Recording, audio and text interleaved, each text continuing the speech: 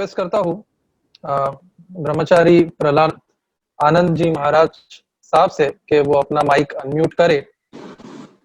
ब्रह्मचारी प्रहलाद आनंद जी महाराज संन्यास आश्रम वेले पार्ले से ताल्लुक रखते हैं और मेडिटेशन में उन्होंने जो है वो बहुत रिसर्च किया है, काम किया है, उस पर किताबें भी लिखी है और मेडिटेशन जो है वो अपने शिष्यों को जो है करवाते भी है। मैं उनसे विनम्र विनती करता हूँ कि 10 मिनट में अपनी इस टॉपिक के ऊपर जो है हमारे सामने अपने विचार प्रकट करें। ब्रह्मचारी प्रहलाद जी महाराज साहब। इस सभा में उपस्थित सभी सज्जनों को, सुनने वालों को और सुनाने वालों को मेरा परम नमस्कार। आज वो जमाना याद आता है जब अफसाने जुबान से सुनाया करते थे, सब अपनी अपनी कहते थे, सब सबकी ध्यान से सुनते थे। एक जमाना था जब लोग एक छोटी सी छींक से डर जाते थे और उस छींक के डर के मारे घर से बाहर नहीं निकलते थे। और जो पढ़े लिखे लोग होते थे वो कहते थे कि आप अंधविश्वासी हो, आप एक छोटी सी छींक से डर गए, आप सुपरस्टिशियस हो। लेकिन आज वो छोटी सी छींक एक पूरे के पूरे विश्व को, इस पूरे के पूरे अर्थ को, इस अर्थ पर रहने वाले मनुष्य को रोक दिया। और वो छींक ने इस तरह से रोक दिया कि सारा का सारा मनुष्य उस छींक को रोकने के लिए कोई भी उपाय ना कर पाया। तो जब कहते हैं, कहावत है कि जब दवा काम नहीं आती है तो दुआ काम आती है। मनुष्य को दुआ करनी चाहिए अगर उसके पास दवा नहीं है तो।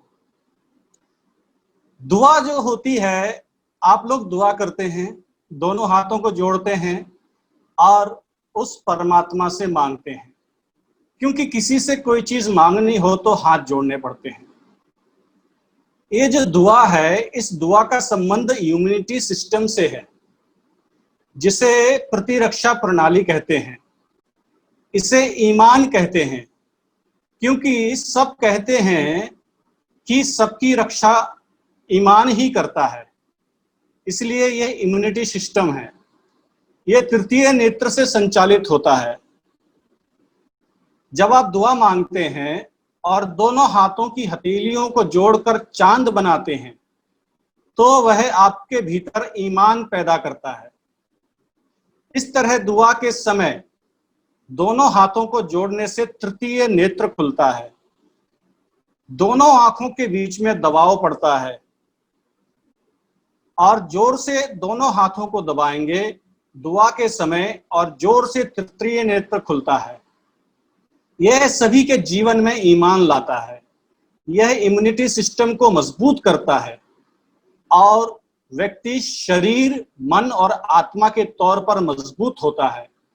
यही ईमान तो रावण में था, तभी तो उसके सर कटने पर भी जुड़ जाते थे।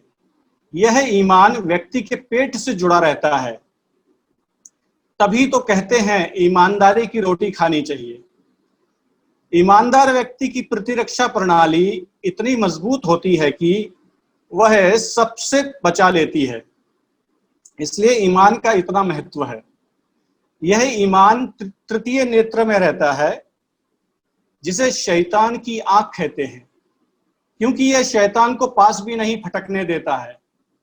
यहीं पर 3 नाड़ियों का संगम है, इड़ा, पिंगला और सुषुम्ना। इसलिए आध्यात्मिक साधक इसको मजबूत रखते हैं, जो उन्हें सभी से बचाकर रखता है। यही मेडिटेशन करते हैं, यही दुआ पढ़ी जाती है।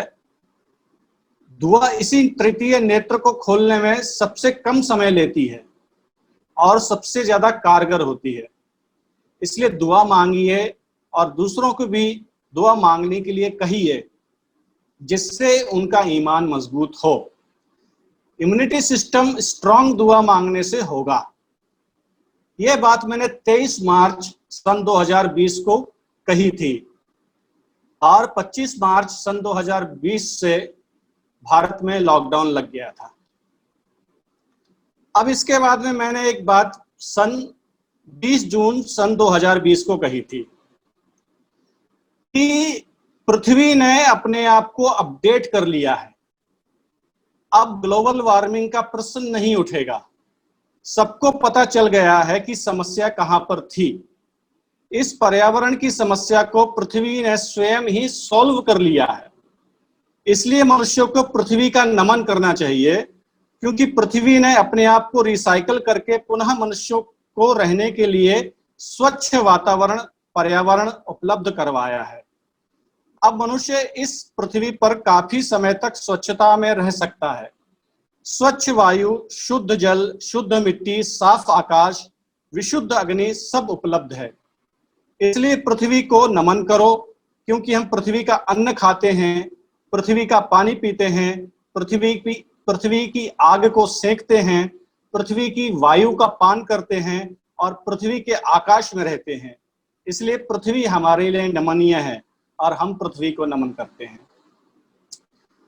तो यहां पर दूसरी चीज ये भी है, सारी दुनिया नकाब के पीछे पड़ी हुई थी कि ये नकाब नहीं होना चाहिए किसी के चेहरे पर, नकाब हटाओ, नकाब हटाओ, नकाब क्यों लगाते हो। लेकिन इस बीमारी ने सबके चेहरे पर नकाब लगा दिया। नकाब को हम मास्क कहते हैं, जबकि मास्क पूरे चेहरे पे लगाया जाता है, जो कि चेहरा छुपाने के लिए लगाया जाता है, और एक अन्य चेहरे का नाम मास्क होता है। जबकि नकाब नाक के नीचे यहां से लगाया जाता है, यहां तक कि जो नाक का आब है, नाक का जो पानी है वो दूसरे के ऊपर ना गिरे, इसलिए नकाब लगाया जाता है। और आज इस कोरोना नामक बीमारी ने पूरी दुनिया को नकाब पहना दिया। तो इतना ही है कि इस कोरोना नामक बीमारी का जो कोविड है, इसका आप सम्मान कीजिए तो यह आपके इस पृथ्वी लोक से वापस चली जाएगी। क्योंकि 24 जनवरी सन 2020 को मैं बॉम्बे एयरपोर्ट गया था और बॉम्बे एयरपोर्ट पर मुझे एक ऐसा आभास हुआ कि एक काली सी छाया भारत देश के ऊपर चली आ रही है। अब वो मुझे उस समय ये पता नहीं था कि ये कोविड क्या होता है, कोरोना क्या होता है, किसी प्रकार का मुझे पता नहीं था, लेकिन एक आभास था। और वो आभास बाद में इस तरह से तब्दील हो गया और पूरी दुनिया उसकी चपेट में आ गई। तो हमको इस कोरोना को सम्मान देना चाहिए, कोरोना को हमको इससे प्रार्थना करनी चाहिए कि हे कोरोना देवता, हे कोरोना देवी, जो भी आप हैं, अब आप इस पृथ्वी से छोड़कर चले जाइए और मनुष्यों ने जो गलतियां की हैं उस गलती को क्षमा कीजिए।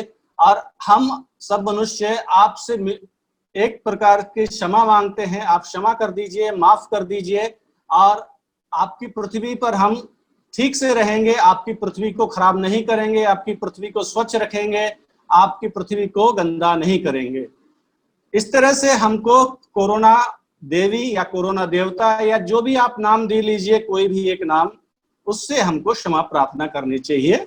मेरा इतना ही कहना है। आप सबको नमस्कार।